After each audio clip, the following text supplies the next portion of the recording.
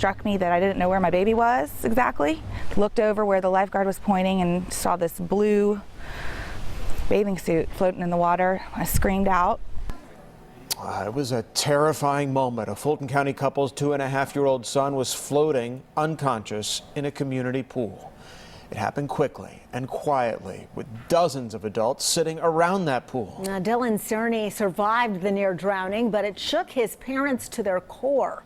The Fox Medical Team's Beth Galvin is here now with what happened. And Sine and Tom, it's been a year since this accident, or almost a year this Friday, and it is still hard for the Cernys to talk about that day because they consider themselves good parents, the kind who would never take their eyes off their two boys in the water. But that day they came close to losing Dylan, and that's why they want other parents to hear this story.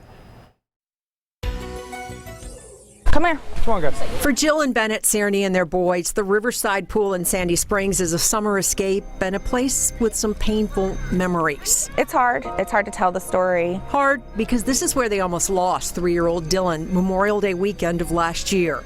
He was 2 at the time and couldn't swim, so the Cernys, both doctors, were taking turns watching him in the water. At the end of every hour, they take about 10 minutes. They call it an adult swim, where lifeguards call a whistle, kids get out of the pool, they run down on the field and play. While Dylan and his big brother Jackson were out of the pool, I was hanging out, talking to some friends. I'd say there was at least 20 or 30 adults around, not to mention the lifeguards. but no one saw Dylan come back to the pool or slip quietly into the water near the deep end. I think he was probably in the water for less than 30 seconds before he was unconscious. Next thing I knew, I heard a whistle and kind of struck me that I didn't know where my baby was exactly. Looked over where the lifeguard was pointing and saw this blue bathing suit floating in the water. I screamed out. I heard my wife scream, "That's my baby." And I was in the water before I knew what I was doing. He kind of trucked across the whole length of the pool, pulled Dylan out. He was blue.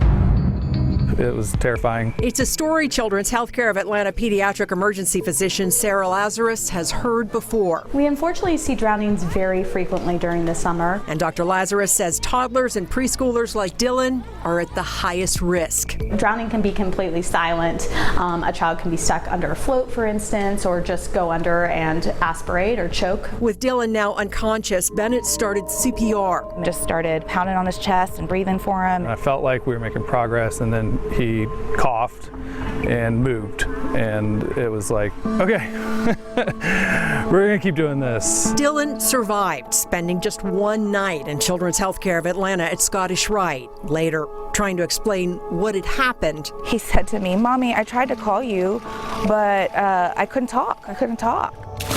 and this summer the Cernys are back at their pool, but their scare has made them much more vigilant. Knowing that these things can happen in seconds. I think that you really have to stay on top of them. If you're in the water and they're not good swimmers, then you need to be there, within arm's reach at all times. I love you, buddy. And the Cernys immediately got Dylan in swimming lessons. They also enrolled him in a 6-week intensive infant self-rescue class that's designed to teach toddlers how to save themselves if they accidentally do end up in the water. And one more thing, that day, Dylan was wearing a flotation device around his waist and his arms, but he took it off when he got out of the water to play and then didn't put it back on again.